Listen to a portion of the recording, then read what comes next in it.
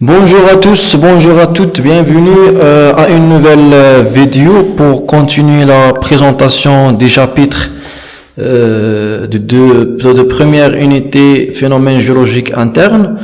Deuxième chapitre, siliciisme et leur relation avec la tectonique des plaques.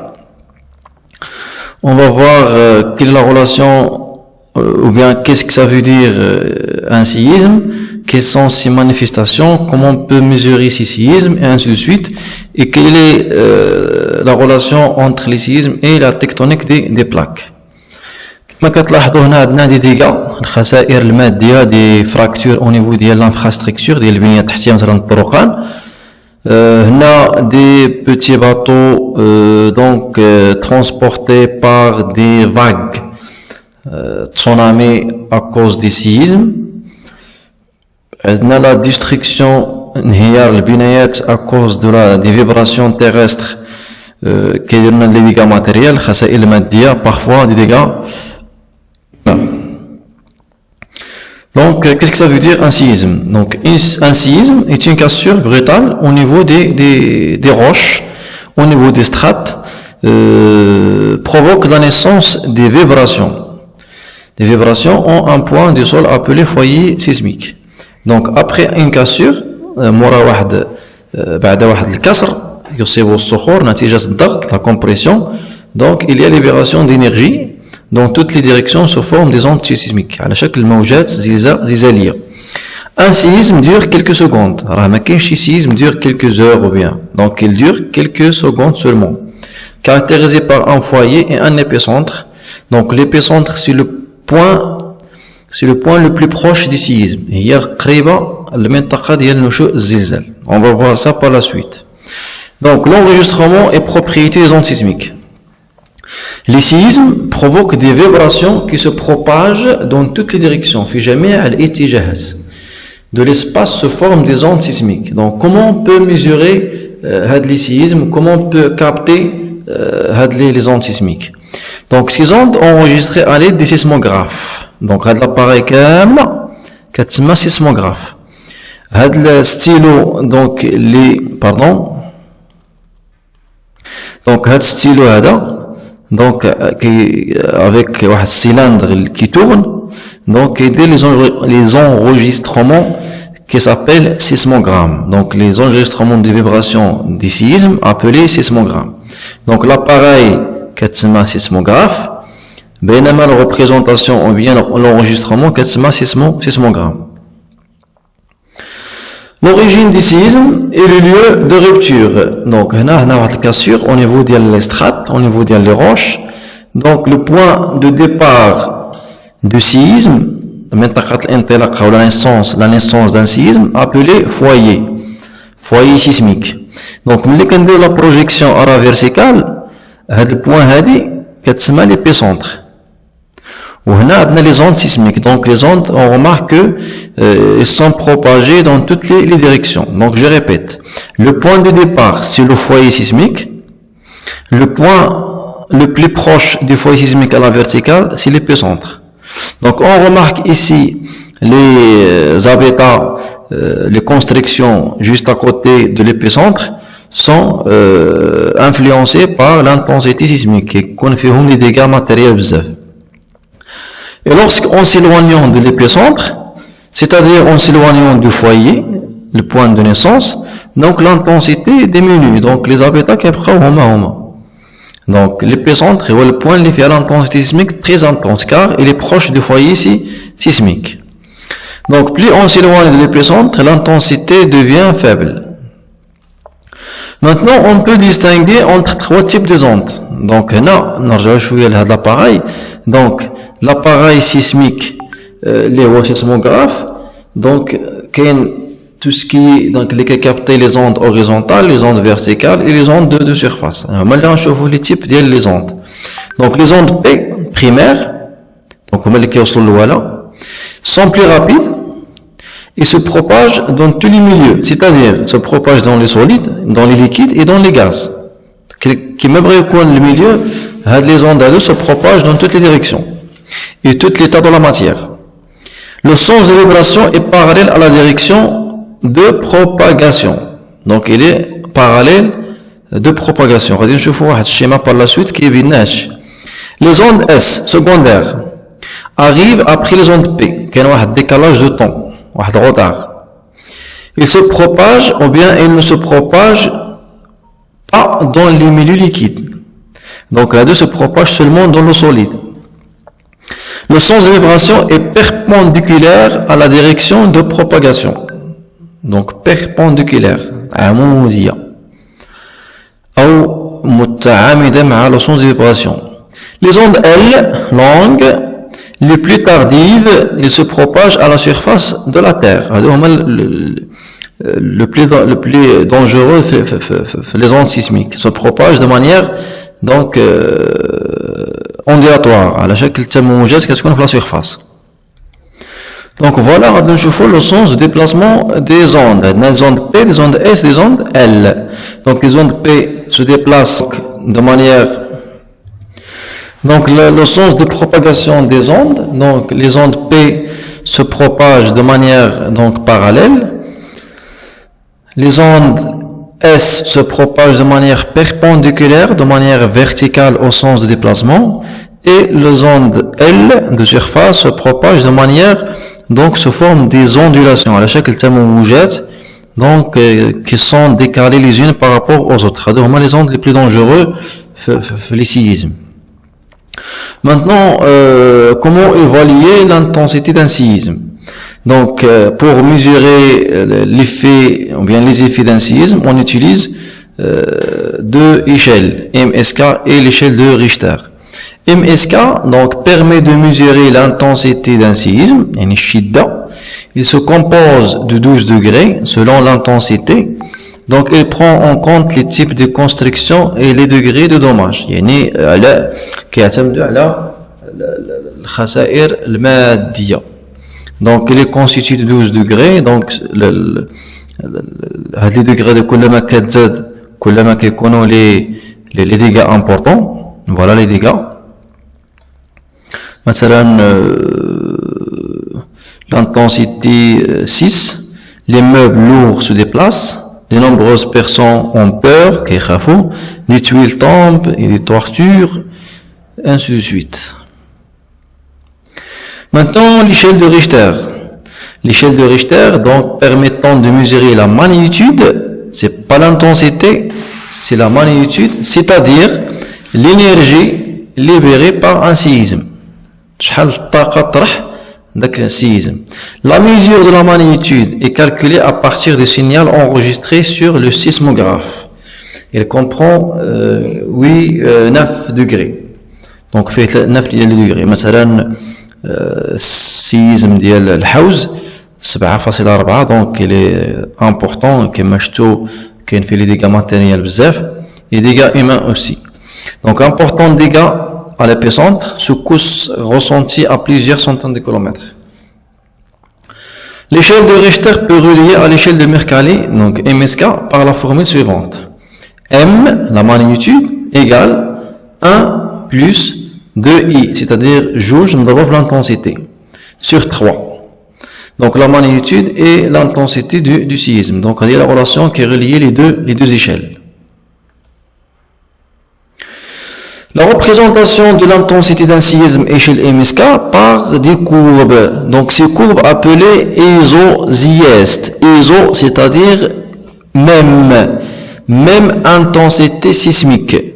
Les courbes égale l'intensité sismique. Par exemple, à l'épicentre, il y a le foyer. Donc les courbes هادو donc فيهم واحد la valeur هنا. Donc la valeur présente l'intensité.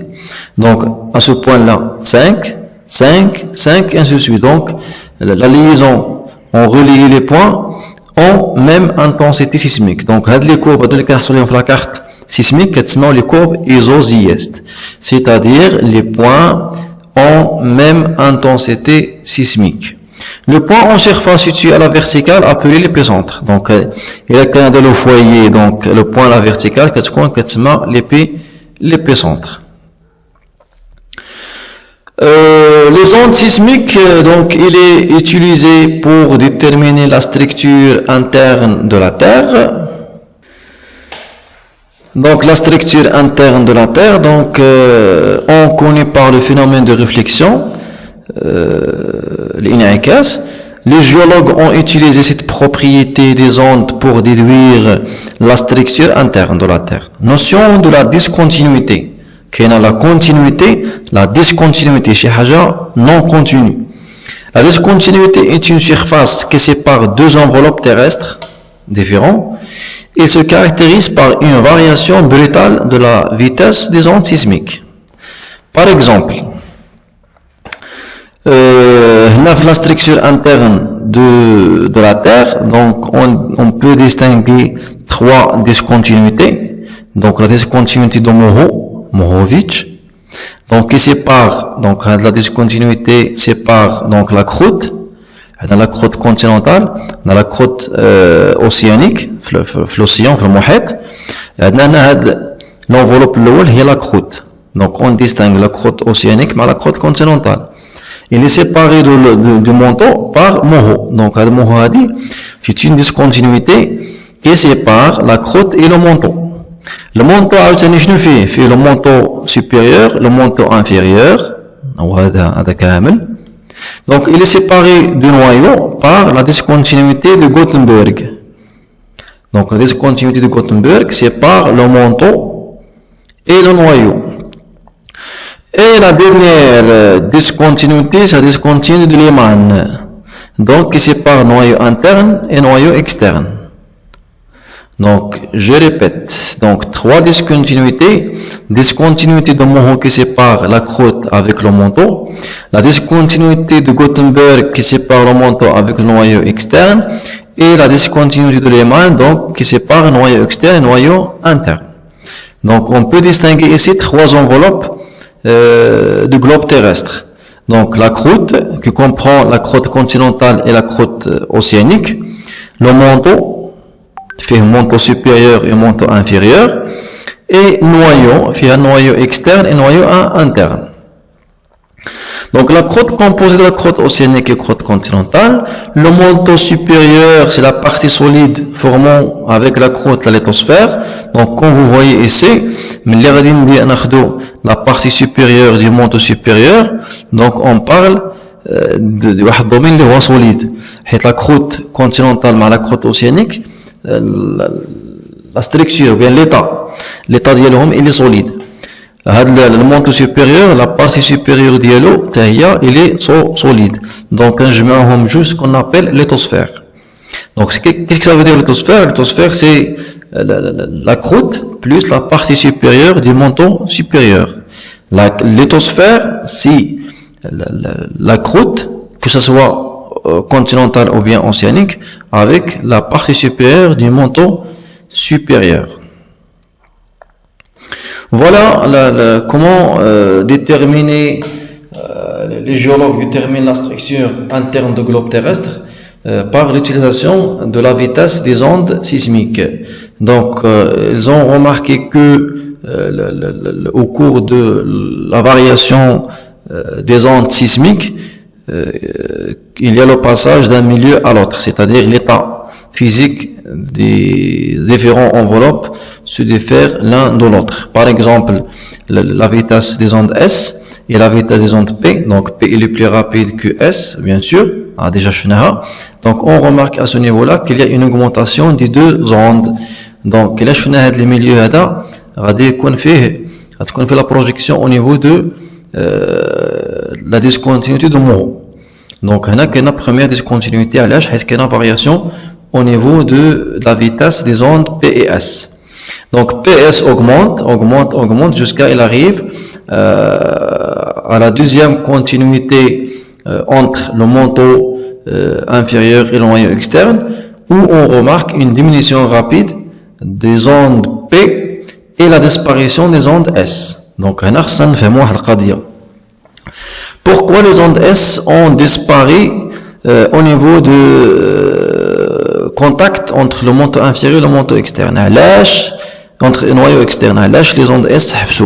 Donc on a déjà parlé des caractéristiques des ondes S. Ce sont des ondes sismiques qui se propagent seulement dans les solides. Donc ils ne se propagent pas dans les liquides. Donc, on peut déduire à ce niveau-là donc, que le noyau externe il est liquide. Car il y a la disparition des ondes S. Il y a l'explication. Donc, la diminution rapide de la vitesse les ondes, les milieux liquides, les milieux solides. Donc, lorsqu'elle passe à travers la troisième discontinuité, la discontinuité de Lehmann, donc on remarque une augmentation un petit peu des ondes P au moment qu'elle a la réapparition des ondes S.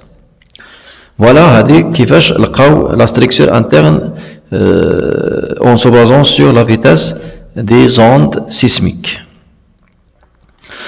La relation entre les séismes et la tectonique des plaques, donc comme vous voyez ici, la répartition des séismes, ils sont bien concentrés dans la limite des plaques. Maintenant, la plaque africaine, donc au niveau de la dorsale médio-océanique de l'Atlantique, donc il existe une activité sismique faible par rapport, par exemple,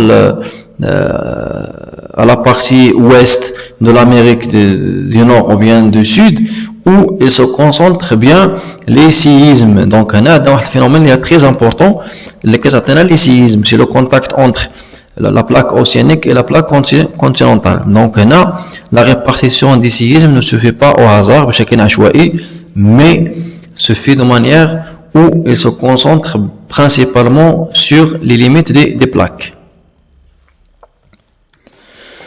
Maintenant, on va parler un petit peu de la limite des plaques. Donc, la carte de la répartition mondiale des séismes actifs montre une concordance entre les limites des plaques lithosphériques et la répartition mondiale des séismes. Donc, on va voir ici que il y a les différentes limites entre les plaques. Il y a une limite convergente, destructrice, c'est-à-dire où ils disparaissent donc le domaine océanique. Et là, convergence, il y a taqarub entre les plaques. Le contact entre les plaques provoque des séismes. On a des séismes bzaf. Il y a limite divergence, tabaoud, on a des séismes moins importants. Limite transformante, on a des séismes, oui. ولكن اللي مهم بزاف ولا فيه les séismes بزاف, c'est la limite convergence. Certains séismes se localisent au niveau des zones de convergence, d'autres se trouvent au niveau des zones de divergence. Donc la zone les séismes très importants, c'est la limite convergence. Les séismes au niveau de la dorsale océanique, zone de divergence.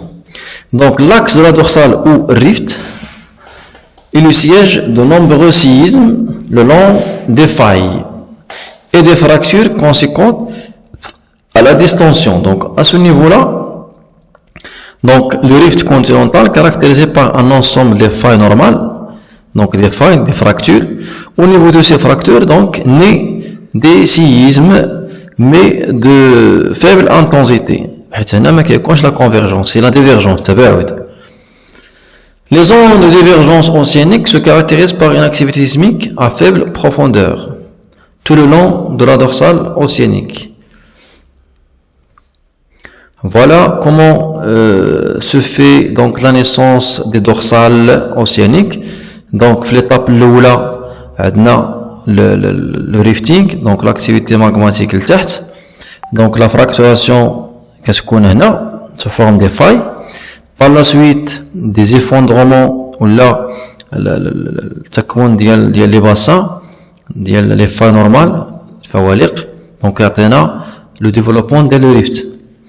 Par la suite, la naissance de la croûte océanique, suite à l'activité magmatique, l'activité magmatique, fait les basaltes, la croûte océanique, qui fait la symétrie de part et d'autre de la dorsale. Chapitre donc, une activité volcanique symétrique de part et d'autre de la dorsale océanique. Le début de la formation de la croûte océanique. Mais, le stade final, la croûte océanique bien développée, le rift océanique, qui fait la naissance de la croûte océanique, qui connaît des séismes de faible intensité, qui connaît de faible profondeur. وكلما كان بعدوا من هذا الاكسورسون كنلقاو les terrains ou bien les basaltes les plus anciens. Voilà comment se fait la divergence au niveau de la dorsale océanique. Donc, sous l'effet d'un magma, donc la montée de la magma pousse, la plaque la plaque ce qui donne la mise en place, ce qui permet la mise en place d'une autre roche, le basalte et le gabbro, donc pour donner naissance à une nouvelle croûte océanique et ainsi de suite. Donc, la dorsale qui est le terrain de plus en plus ancien. Voilà la machine de la Terre thermique. Donc, on a la limite divergence, on a la limite convergence. Donc,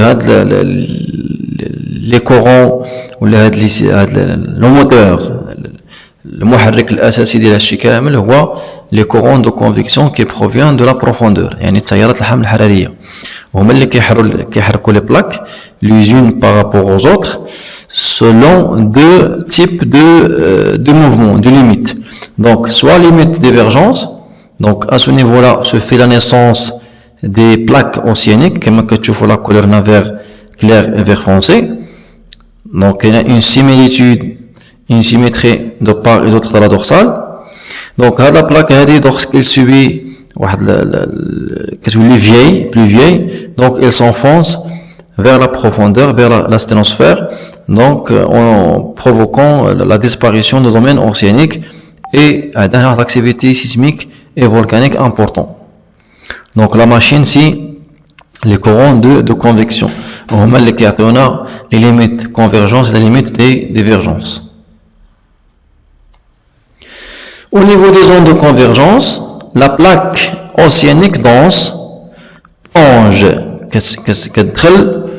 sous une autre plaque moins dense, soit plaque continentale ou bien océano-continentale. On appelle ce phénomène, c'est la subduction.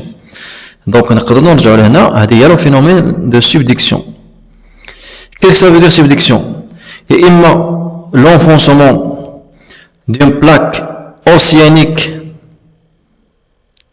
sous une autre plaque continentale, ou bien l'enfoncement d'une plaque océanique sous une autre plaque océanique.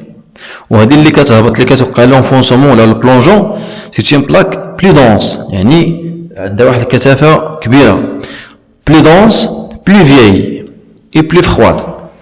Donc plus vieille بحال قلتي l'âge ديالها كبير, داك الشيء كتكون plus dense. Donc je répète, la subduction c'est quoi? C'est l'enfoncement d'une plaque océanique sous une autre plaque. C'est sous la plaque continentale ou bien sous la plaque océanique. Donc, on a une activité intense, une activité sismique et volcanique intense. Dans les zones de subduction, l'enfoncement de la plaque océanique dense plonge sur la plaque continentale moins dense et à l'origine des séismes. Donc, les séismes, les points sont répartis selon un plan incliné. Donc, le plan qui est le plan de Benioff, ou Wadati Benioff. Donc, les séismes qui sont en contact avec de la plaque océanique plongeante avec l'autre plaque. Donc, voilà, on a la plaque océanique, donc, plonge sous la plaque, une autre plaque océanique. Donc, on a les séismes. Donc, les foyers sismiques se répartissent selon un plan incliné, qui est le plan de Benioff. C'est à ce niveau-là, se fait des fractures, libération des ondes, dans toutes les directions, P, S, et ainsi de suite. Comme conclusion, la tectonique des plaques est à l'origine des forces compressives au niveau des forces océaniques ou zones de subduction. يعني les séismes qui connaissent la limite des plaques, soit la dorsale océanique, soit la dorsale, zone de subduction, c'est-à-dire zone de convergence. Donc, aboutissant à l'apparition des failles et des séismes. Donc, merci pour votre attention. On se verra par la suite dans le 3e chapitre. Merci beaucoup.